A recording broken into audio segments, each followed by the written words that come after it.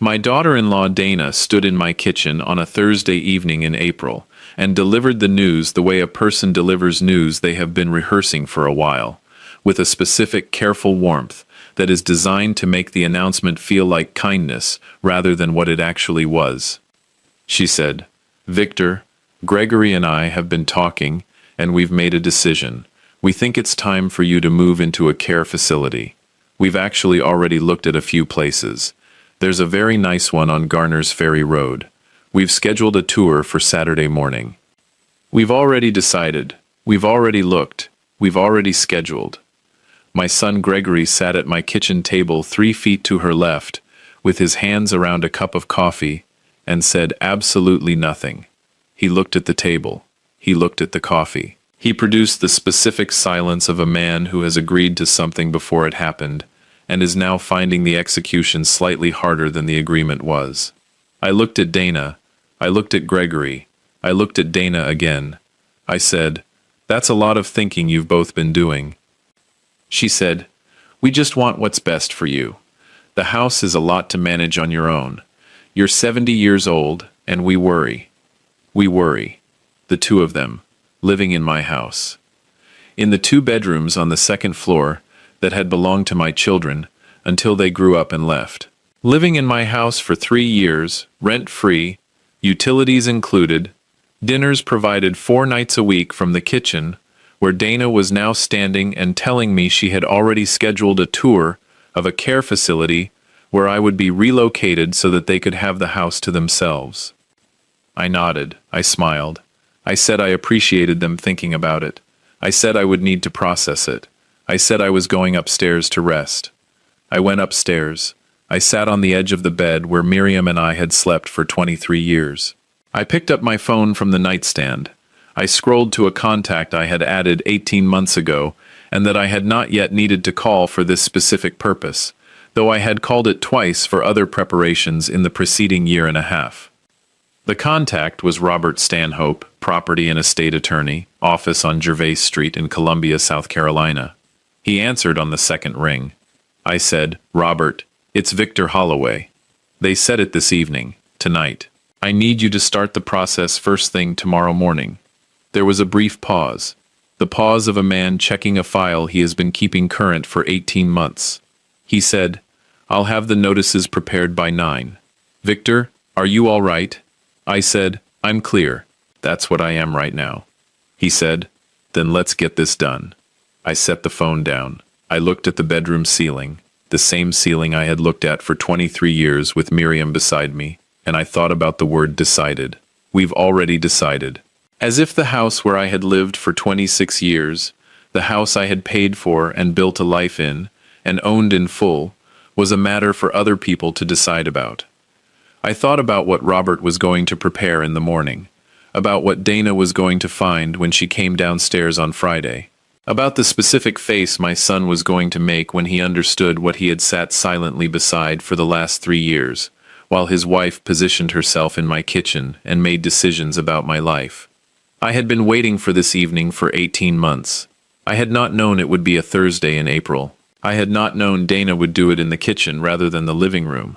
I had not known Gregory would stare at his coffee rather than look at me. But I had known it was coming, and I had built something for it. My name is Victor Holloway.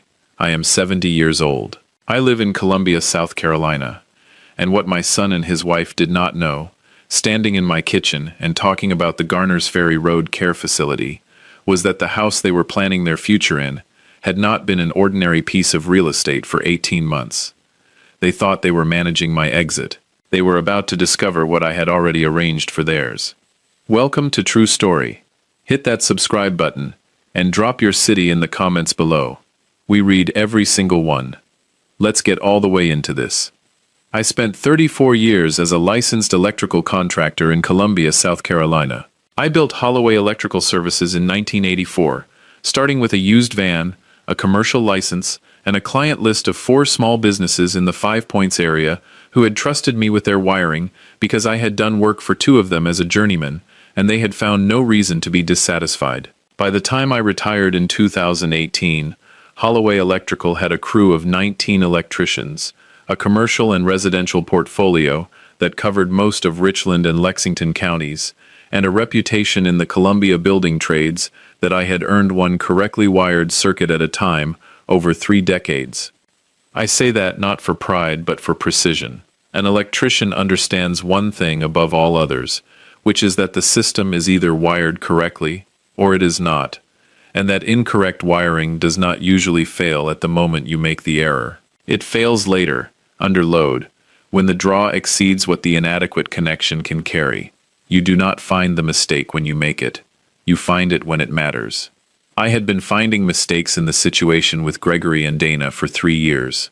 I had been finding them quietly, one at a time, and I had been doing what an electrician does when he finds a wiring fault in a system he is responsible for. I had been correcting the circuit before the load arrived.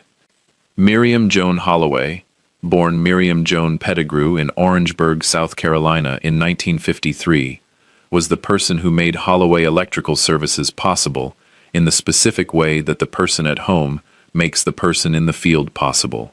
She ran the business accounts for 12 years before we had office staff. She kept the records. She managed the scheduling calendar before we had software for it. She was a kindergarten teacher for 19 years, and she brought to that work the same quality she brought to everything in her life, which was the conviction that patience and consistency produced results that urgency and noise never could. She had a garden in the backyard of the house on Sycamore Drive that she tended from March through October with a specific devotion that I had always found moving and had never fully understood, because I am a person who understands systems, and Miriam understood growing things, and the two are different in ways that I spent 27 years of marriage appreciating without being able to bridge. Miriam died of a pulmonary embolism in September of 2021, suddenly, without warning, which is the form of loss I have already described and will not describe again, except to say that the house on Sycamore Drive was different after she was gone in every room and at every hour, and that what I had to learn was not how to manage grief, but how to manage the specific aloneness of a house that had been built for 2 people and was now occupied by 1. I had 2 children.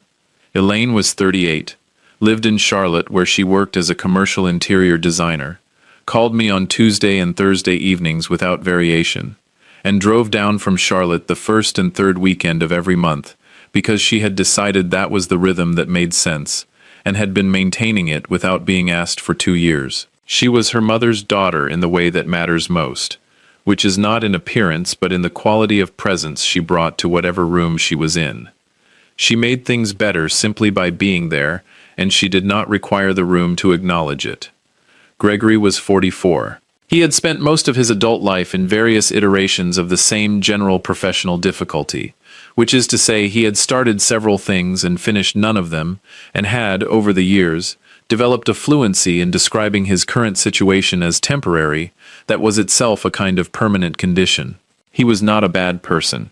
He was a person who had learned, early and thoroughly, that the proximity to something stable was a reasonable substitute for building something of his own.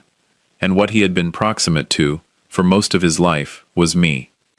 He had moved into the Sycamore Drive house in September of 2021. I want to be precise about the timing, because the timing is important. Miriam died on a Tuesday morning. Gregory and Dana arrived the following Friday with 4 carloads of their belongings. They had been living in a rental in the Shandon neighborhood, a 3-bedroom they had rented since 2018.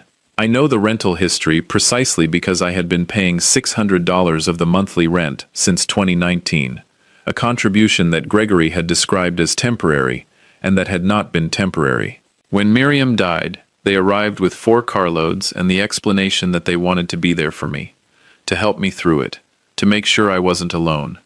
I was not in a position, in the immediate aftermath of Miriam's death, to evaluate that explanation clearly. I was in a position of acute grief and I was 70 years old, and the house felt empty in the way I have described, and 2 people arriving, even these 2 people, had a quality of filling the space that I had allowed, because grief will make you allow things that clarity would examine more carefully.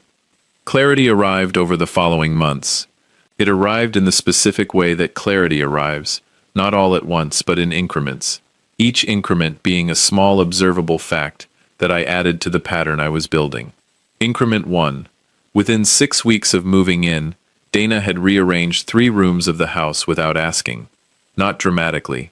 A furniture arrangement here, a shelf reorganized there. Each change was small enough to be unremarkable on its own, and collectively they added up to the subtle repositioning of a house, from the configuration of the person who built the life in it, toward the configuration of the person who was planning to stay. Miriam's reading chair, which had been in the southeast corner of the living room for 11 years because that was the corner that caught the afternoon light, was moved to the opposite wall. The guest bathroom cabinet was reorganized in a way that replaced Miriam's things with Dana's things, without a conversation about the replacement. Increment 2.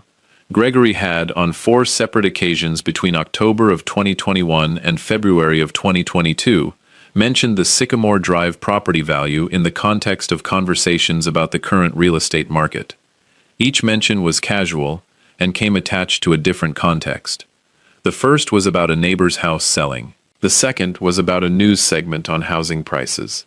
The third was genuinely incidental, and I might have let it go if there had not been a first and a second. The fourth was a direct question, framed as curiosity, about whether I had updated my homeowner's insurance to reflect current market values. 4 times in 4 months. I noted all 4. Increment 3. In March of 2022, Dana made a comment at dinner about how the upstairs bedroom situation might work better if the rooms were allocated differently. She said it casually, looking at her plate, the way you say something you have been holding for a while, and are now testing to see how it lands. The upstairs bedroom situation, in my house. 2 of the 3 upstairs bedrooms were Gregory and Dana's. The third was the room that had been Elaine's growing up, which I used as a study. What Dana was describing, without quite saying it, was a reallocation that would give them the study as well. I said I liked the study where it was. She said of course, just a thought. She had been having that thought for a while. Increment 4. In August of 2022, I came home from a supply run to find Dana on the phone in the living room. She did not hear me come in. I was not trying to listen, but I heard enough. She was describing the house to someone, the square footage, the lot size, the neighborhood, in the particular language of someone who has been researching comparables. She said the location was very desirable. She said the bones were excellent. She said she thought the timing would depend on a few things falling into place. She heard me in the hallway and ended the call. She said she had been talking to a friend about the friend's house search in the area. I said that was helpful of her. I went to the kitchen and wrote it down. 61 pages, dated entries, 3 years of observable data. I called Elaine on a Thursday evening in April of 2022, 6 months after Gregory and Dana had arrived, and I told her what I had been noting. When I finished, she said, "Dad, I've been watching this from a distance and I didn't know how to bring it up. I'm glad you brought it up first." I said, "I need to know what you think." She said, "I think Gregory has always used proximity to you the way some people use credit, as a substitute for having the real thing. And I think Dana is the person who made a plan out of what Gregory would have left as a vague intention." I said, "That matches what I'm seeing." She said, "What are you going to do?" I said, "I'm going to talk to Robert Stanhope." "Have you heard that name?" She said, "The attorney on Gervais. Mom mentioned him once." I said, "Your mother was always ahead of me on the human things." She said, "She knew about Gregory." I said, "She knew about Gregory. I'm a little slower, but I get there." Robert Stanhope was 57 years old, had been practicing property and estate law in Columbia for 29 years, and had the specific quality I valued in attorneys, which was that he did not perform gravity. He was matter-of-fact about difficult things in the way that a licensed electrician is matter-of-fact about fire hazards. The hazard is what it is. You address it or you don't. Robert addressed things. I had first met him in 2019 when Miriam and I had updated our estate documents. He had drafted the trust and the updated will, and the beneficiary designations with the thoroughness that a good estate attorney brings to a client who has been specific about what they want protected. After Miriam died, I had called him in November of 2021, 2 months after Gregory and Dana arrived, for a different reason. I had said, "Robert, I have 2 people living in my house who I did not formally invite, and who I suspect are not going to leave voluntarily when the time comes. I need to understand what my options are." He had asked me several questions about the arrangement. Was there a lease? No. Were they paying rent? No. Was there a written or verbal agreement about duration? No. He said, "Victor, what you're describing is a tenancy at will arrangement, which means they are occupying your property at your discretion and can be asked to leave with proper notice. The notice period in South Carolina for a tenancy at will is 30 days. He said, "The question is what you want to do proactively to protect the property itself." I said, "I want to put it in a trust." He said, "That's the right instinct. A revocable living trust with you as trustee and Elaine as successor trustee would accomplish 2 things. It would remove the property from your individual estate for purposes of any future legal challenge, and it would make very clear that the property's disposition is a decision of the trust rather than a decision that can be influenced by the people living in it." I said, "How long does that take?" He said, 6 to 8 weeks for the documentation and transfer. We should also update the deed." I said, "Let's do it." The Victor M. Holloway Family Trust was established in January of 2022. The Sycamore Drive property was transferred into the trust in February. Elaine was named successor trustee. Robert had the documentation. I had a copy in a fireproof lockbox in the workshop, and another copy in a safe deposit box at First Reliance Bank on Main Street that Gregory and Dana did not know existed. I had also, over the following 18 months, noted every observable action by Gregory and Dana that was relevant to the situation. I had documented it in the way I documented job site discrepancies, dated, specific, without editorialization. I had a notebook that ran to 61 pages by the Thursday evening in April, when Dana stood in my kitchen and told me they had already decided. 61 pages, dated entries, 3 years of observable data. I had been preparing for this conversation for 18 months. They had been preparing for it too, in their own way, with their own timeline, and their own attorney, and their own Garner's Ferry Road Care Facility tour scheduled for Saturday morning. The difference was that their preparation was based on an assumption about what I was, and what I owned, and what could be decided without me. Every assumption was wrong. Robert had the notice prepared by 9:15 Friday morning. I know the time because I was in his office on Gervais Street at 9 o'clock, with the 61-page notebook, and the trust documentation, and the copy of the property deed showing the Holloway Family Trust as the title holder, and he reviewed everything with the specific efficiency of a man who has been briefed on this situation across 18 months of preparation, and is ready to move. The notice was a formal 30-day notice to vacate, addressed to Gregory Allen Holloway and Dana Marie Holloway, tenants at will, at the Sycamore Drive property, informing them that their tenancy was terminated effective 30 days from the date of service, and requiring them to remove themselves and all personal property from the premises by that date. Robert also prepared a second document, a formal accounting of the $600 monthly rental assistance I had been providing Gregory since 2019, which totaled $14,400 over the relevant period, included in the record as documentation of the financial relationship between us, in the event that Gregory attempted to characterize the Sycamore Drive arrangement as something other than what it was. I signed what needed signing. Robert said the process server would have the documents at Sycamore Drive by noon. I drove home from Gervais Street at 10:30. I made coffee.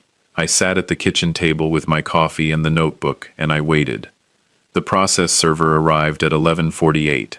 I know because I was in the kitchen and I heard the knock, and I stayed where I was because it was not my door to answer in this instance. I heard Dana answer it. I heard the brief exchange that happens when someone is served with legal documents, which does not take long because it does not require conversation. I heard the door close. And then I heard the specific quality of silence that fills a house when someone has just received information that reorganizes everything they thought they understood. Dana came into the kitchen at 11:51. She was holding the envelope. She was a composed person in most circumstances, and she was working at composure now and partially achieving it. She said, "Victor, what is this?" I said, "It's a notice to vacate. You have 30 days to remove your belongings from the property." She said, "You can't do this." I said, "The notice is from the trustee of the Holloway Family Trust, which has owned this property since February of 2022. The trust attorney prepared and filed it this morning. I can absolutely do this." She looked at the envelope. She looked at me. She said, "The trust?" I said, "The property is not in my name, Dana. It hasn't been for 18 months. It's in a revocable living trust with me as trustee and Elaine as successor trustee. The trust owns the house, and the trust has exercised its right to terminate the tenancy at will arrangement that you and Gregory have been operating under for 3 years." He said, "We've been living here. We've been here for 3 years." I said, "You've been living here at my discretion, without a lease, without paying rent, for 3 years. That is a tenancy at will under South Carolina law, and it ended this morning." She said, "We've been helping you. We cook, we clean, we manage things." I said, "Dana, I want to be specific. In the 37 months you and Gregory have lived in this house, I have paid every utility bill. I have paid every property tax installment. I have maintained the roof, the HVAC system, the plumbing, and the electrical panel, which I am qualified to do, and which I did twice this past year. I have also, over a longer period, paid $600 monthly toward the rental you were in before you moved here. What I have received in exchange is the dinner arrangements you have described, and the incremental repositioning of my home toward a configuration that serves your comfort rather than mine. That is not a help arrangement. That is a residence arrangement, and it is now ended," she said, and her voice had shifted into something sharper. "You can't just throw us out." I said, "The notice has been served. You have 30 days. I would encourage you to use them productively." She left the kitchen. I heard her go upstairs. I heard the low, urgent sound of a conversation that was moving too fast for the walls to fully muffle. I finished my coffee. I refilled the cup. I sat at the table with the notebook open to the last page of entries. The entry from the previous evening that began, Thursday, April 11th. Dana delivered the care home announcement in the kitchen at 6:22 p.m. Gregory was present and silent throughout. I wrote the date and the time and what had just happened, and I closed the notebook. Gregory came downstairs 11 minutes after Dana had gone up. He came into the kitchen with the notice in his hand and the expression of a man who had been talking with someone who was more alarmed than he was and had absorbed some of the alarm without yet fully knowing what to do with it. He said, "Dad." I said, "Gregory." He said, "You're evicting me." I said, "The trust is terminating the tenancy at will." "Yes." He said, "This is because of last night." I said, "This is because of 18 months of preparation for last night." Last night was the confirmation, not the cause. He sat down at the table. He set the notice on the table between us. He looked at it the way you look at a document when you are hoping the words will rearrange themselves into something more manageable than what they currently say. He said, "Dad, we were trying to help you." I said, "Gregory, I am going to be very direct with you. What you and Dana said last night in this kitchen was that you had already decided I was moving to a care home.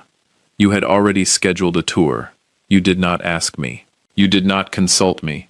You announced a decision about my life and my residence as though the decision was yours to make, in my house, at my kitchen table." He said, "We're worried about you." I said, "I know you think that's what it is. I want to tell you something about this house. In February of 2022, I transferred this property into a revocable living trust. Do you know why I did that in February of 2022? He didn't answer. I said, "Because of a conversation I overheard you having in November of 2021, 2 months after you moved in. You were on the phone in the upstairs hallway, and you said something about the long-term picture for the property. I don't know who you were talking to. I know what you said, and I know that the pattern of behavior in the 3 years since that conversation has been consistent with what you were describing." He said, "Dad, that's not what that was." I said, "Gregory, I spent 34 years as an electrical contractor.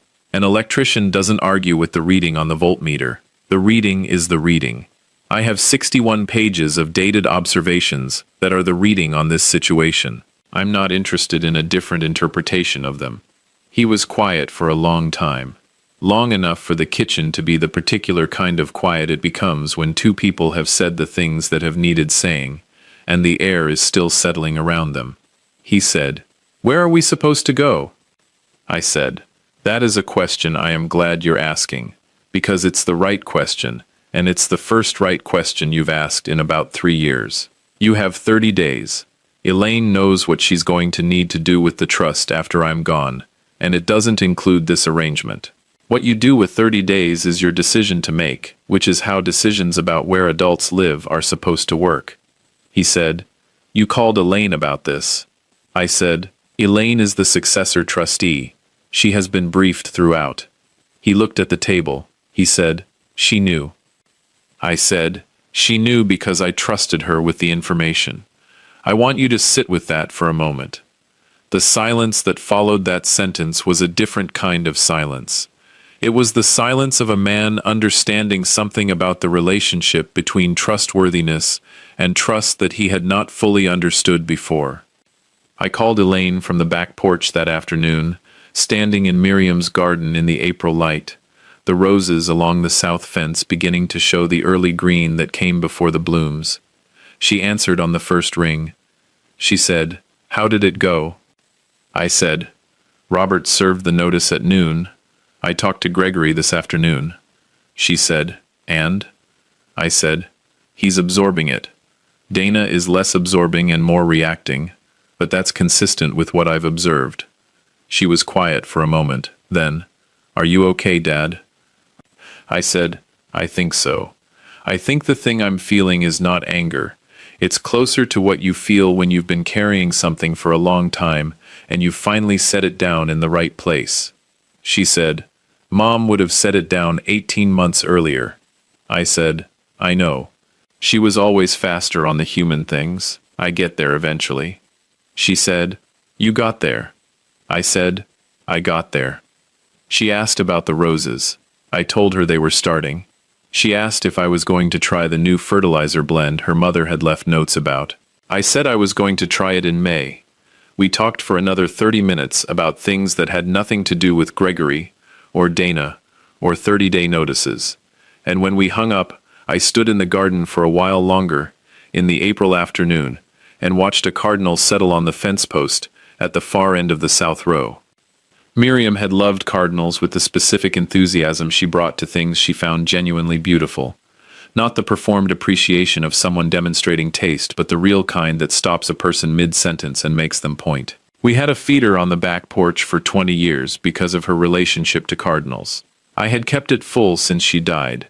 The bird on the fence post was a male, red in the particular way that April light shows red, and it sat on the post for almost a minute before it flew. I went back inside.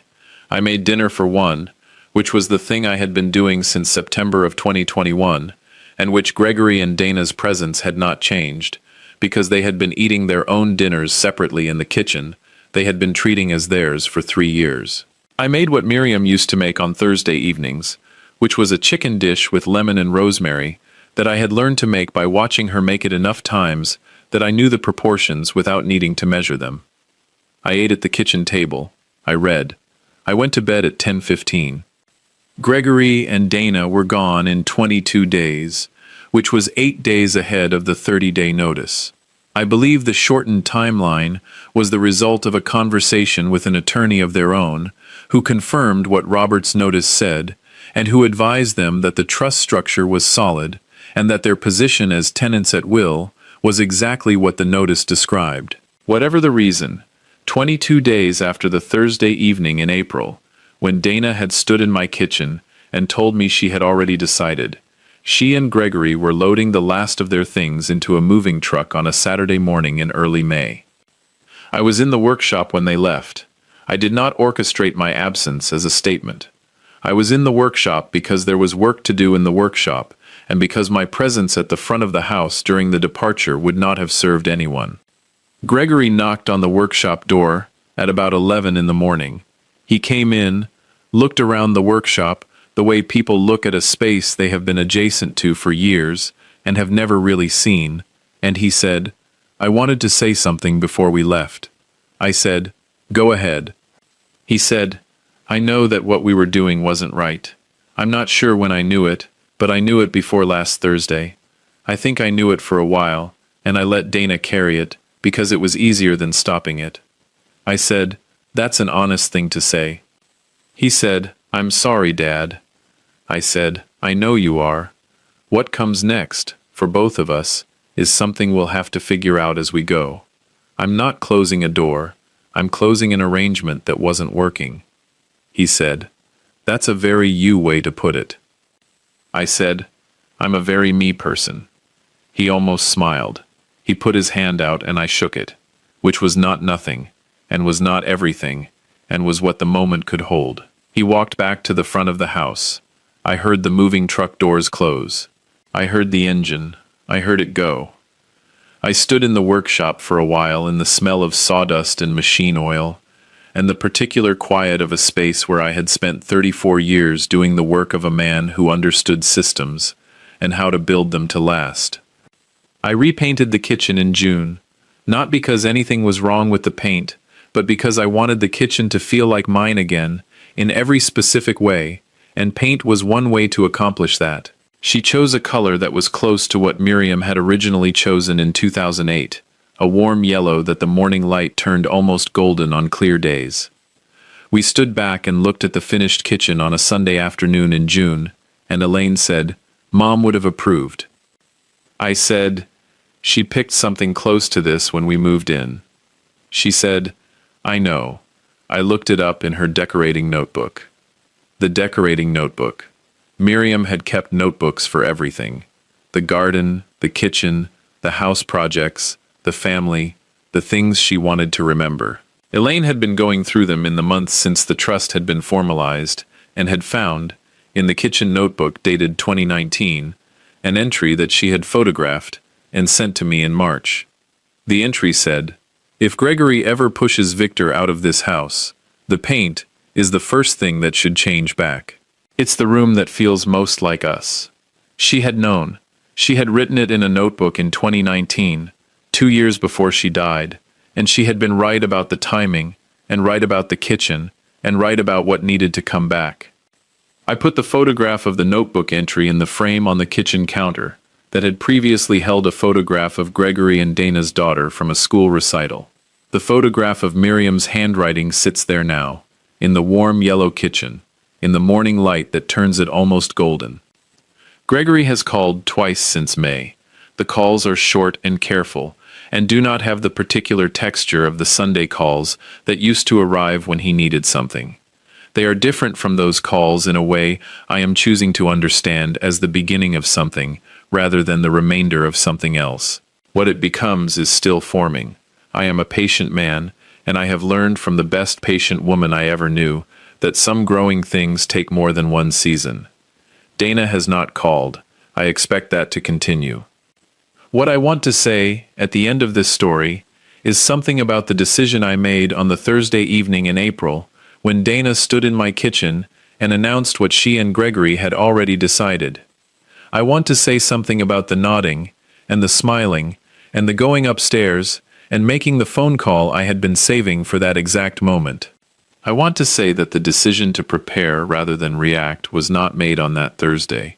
It was made in November of 2021, when I first understood what I was inside.